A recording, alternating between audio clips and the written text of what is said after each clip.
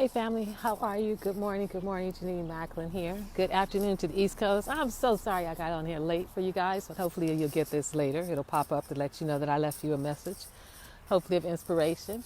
I'm on the West Coast. Many of you are on the East Coast. How are you doing? You hanging in there? I heard something today where they were really closing in on New York. There's quite a bit of, positive testing. Try not to get too alarmed by that because there will be more positive testing because more people are getting tested finally. That's a good thing. So don't get panicked. It's like, oh my God, there are more people getting it. There's more people who already have it, is what it is. And now the tests are letting us know. But a Tuesday tip, just a quick tip, because I was going through it, so I was wondering if it was impacting you. Do you find yourself feeling a certain kind of way? And it's the kind of way where you can't really put your finger on it and you're not really sure what it is, but you know, it's like this feeling like you should be doing something or something should be happening. Well, I was doing that this morning. My son is on e-learning, and so he has Google Chats, he has Google Hangouts. He actually has live classes with his teachers. And I was annoyed that he didn't get up the way he would normally get up for school, and he wasn't ready for his class, and he's still in his pajamas, and he's going to be in class in his robe, and you need to be doing this, you need to be doing that. But I wasn't saying it to him, so I was glad I didn't say it to him. And then I came to the Rose Bowl. I'll switch it around just for you to see, because we have a cloudy day today, but it's still absolutely beautiful, but it's far less people than were here before. And I went and walked the Rose Bowl. That side over there is where most people walk, but so you can walk over here. There's a back trail, so I go over there because there's not as many people. And this is the place that has the space for the 6 feet. But what I realized, which may be happening to some of you, is many of us, to whatever degree, have been on a schedule. And that's the way this world works. You get up, you get dressed, you do whatever, farts around the house, have some coffee, whatever, get your kids off, and you go. You get on subways, you get in your cars, you get on buses, you get on trains, and life starts. And that's our life. And for me, at least, as a social worker, I easily work 30 years on that schedule. So when you don't have that schedule, what do? Well, that was part of what I was experiencing this morning, and I call it anxious. Anybody out there feeling anxious? Anybody out there feeling anxiety? Do you know what it feels like? Do you know yourself to know what it feels like? So that's what it was for me. It was anxious. It's like, okay, these grades are going to be the final grades. They're going to impact your college. So you got to make sure you're doing what you're supposed to be doing and you get the grades that you want to get. Don't think because you're home, the grades don't matter. Don't think because you're home, chilling in your robe, you don't get the kickback. But I didn't say all that. I brought my little self up here to the Rose Bowl. You guys been with me for a while. You know this is a 3.5 mile walk. And I just walked on the side in nature. And just self-soothe. Do you know how to self-soothe? When you're used to being on the schedule, you're used to going, isn't it amazing to kind of watch yourself right now and see how it feels? Because you're used to being up, you're used to going, you're used to talking to people at work, or fussing at people at work, or complaining about people at work, or complaining about the system, or complaining about the bus or the trains. All that's been stripped away. And many of us have to sit with ourselves. And in sitting with ourselves, it's hard sometimes because what life does, it keeps you distracted out there, looking at everything else, talking to everyone else, being caught up in everybody else's conversations and everybody else's life and what everybody else has going on. But when they start to close in this loop around us, more and more, we have less exposure to all of those people and find ourselves really sitting with ourselves. So the question becomes, are you anxious? Are you feeling any sense of anxiety, some kind of way, and you can't figure out what that is? I'm telling you, you're probably feeling anxious because you're used to going. You're used to a schedule. For many, when I was working, my whole life was my schedule. It was getting my son to school. It was getting myself to work. It was supervising 15 staff. It was running programs. It was dealing with kids. You were active, you were involved, you were engaged, and it gave your life a sense of meaning. Does that resonate for anybody? A sense of meaning and maybe even a sense of purpose. So now what do? At least for the next 3 to 4 weeks, we have to shift all that. So what's the value you bring when you're at home? Now see, I've been getting up cooking. I cook so much I'm tired of cooking. I'm not cooking another thing. I cooked a whole lot, put it in the freezer, and left it. And okay, who's smoking marijuana this morning? And left it there, and it seems like it just disappears with a 15-year-old just eat me out of house and home. So I thought, okay, I'm tired of cooking. He can go in there and get his own food. But I really have been trying to focus on, what do you do with all this time now? Particularly if you're not someone who has a business at home like I do, but even with a business, I'm not doing all my business. But you're used to going out and working, and your work was out there at your job. What do you do now to feel your own sense of worth and value? And more importantly, how do you self-soothe? How do you soothe yourself? I hit the Rose Bowl every single morning that I can until they tell us that we cannot be outside at all, because it rejuvenates me. I used to hit the gym every morning, so I just have that routine. And like I say, this is the place that has the space for the 6 feet. It's 3.5 mile walk. At least while I'm walking around, I can get a better sense of how am I going to spend my day. We're cloudy here as it is everywhere, but 3 or 4 days ago, the sun was out. So I sat outside and read a book and enjoyed that. Then I watched a couple of movies. Like I told some of you, I looked at Lucifer. I hadn't seen that before. I looked at several other movies. But then after a while, when you've done all that, you've done the movies and you've done the exercises and you've done the eating, it's like, now what? And you can find yourself feeling some kind of way and you don't know what it is, and you're feeling antsy and because you're so used to moving. And we are having to create our lives on the go.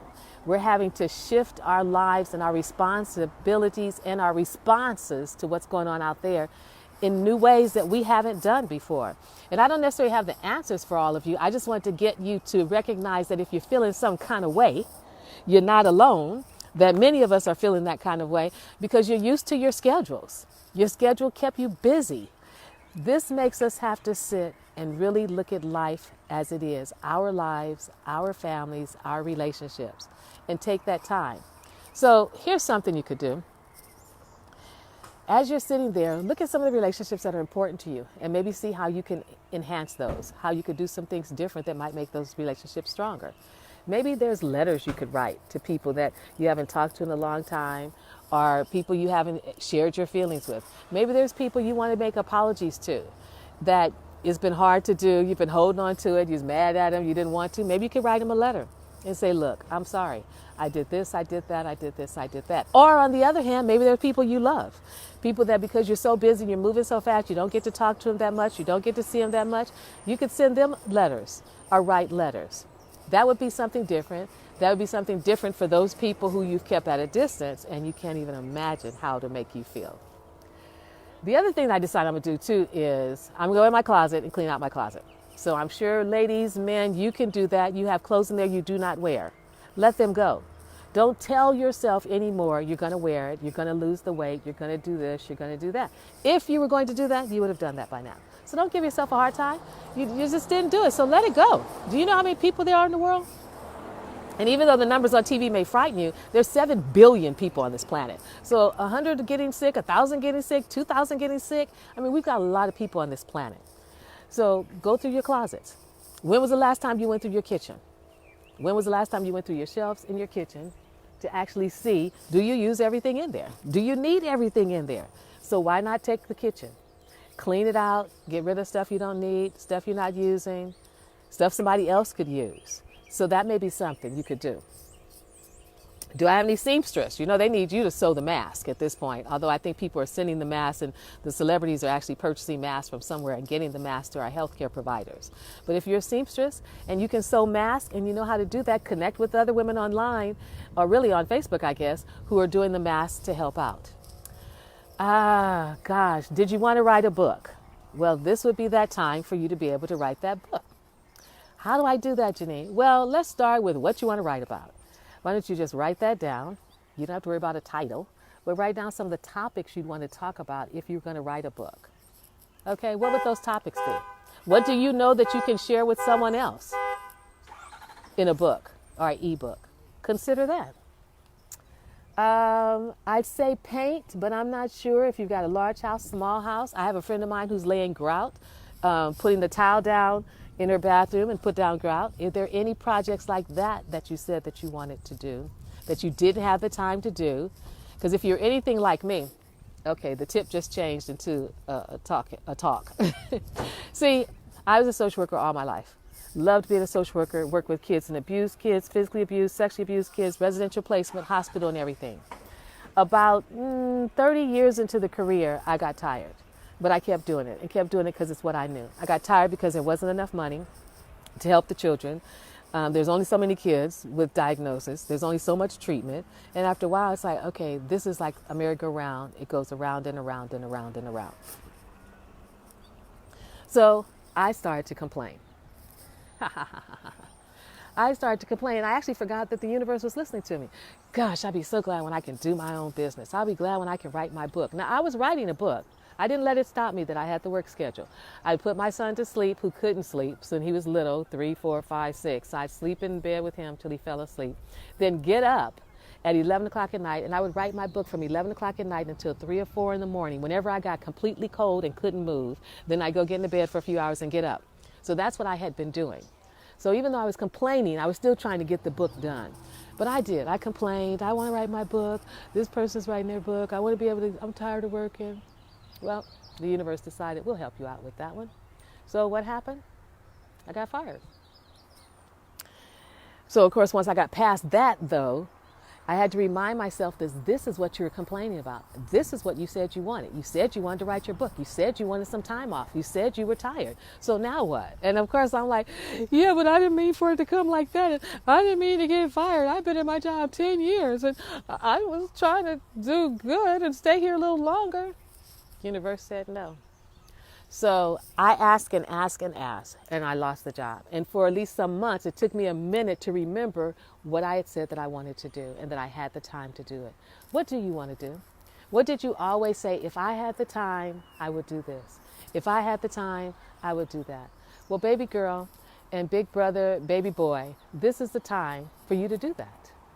If you were going to spend more time with your children, if you're going to play more games with them, if you went to work every day saying, dog, I wish I had more time with my kids, this is the time. Now, we're funny because the same person who could say, I wish I had more time with my kids, now you have the time for your kids. You're like, I don't want to be bothered with them kids. The kids getting on my nerves. So we are a fickle, funny species called human. But I did remember it, and I did finally get myself together 6 months down the road, and I did write the book. But every time I remember that story to myself, I'm like, you asked for it. You said you wanted to write your book. You was tired of being at work, and you know the power of your thoughts. You know how it connects to the universe. And the universe is like, okay, sure, we'll make that happen. If you're fired, then you're not there. You don't have to worry about it. You can do your work. You can do what you need to do. So this is that time for each of you. And as much as you may want to say, oh, I don't feel like it. I just want to go back to work. You realize how easy it is to follow that schedule of get up, go to work, do lunch, come home, stop by the store, pick up the kids, do dinner, watch TV, go to sleep. Get up, go home. You do the same thing over and over. And yet when you're in it, you don't want to be in it. You're tired of it and you want something different.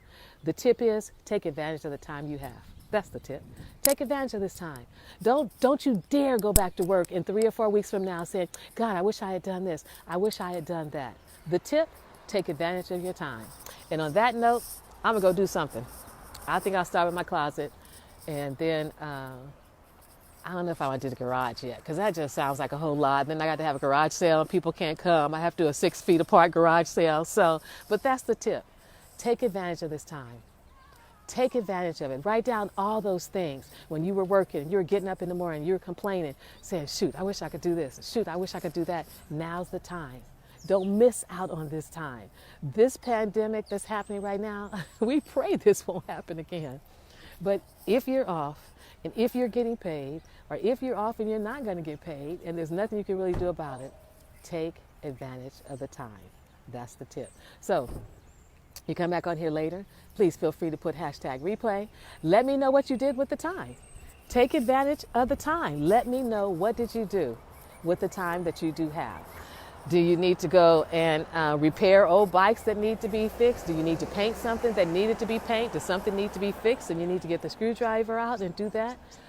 Because I do believe, I saw somewhere where the National Guard is coming and that they will shut us down completely where we will probably have to be in our houses.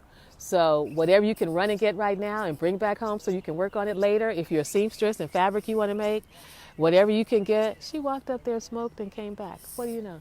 Go and get it now so you'll be prepared. Take advantage of this time. That's the Tuesday tip.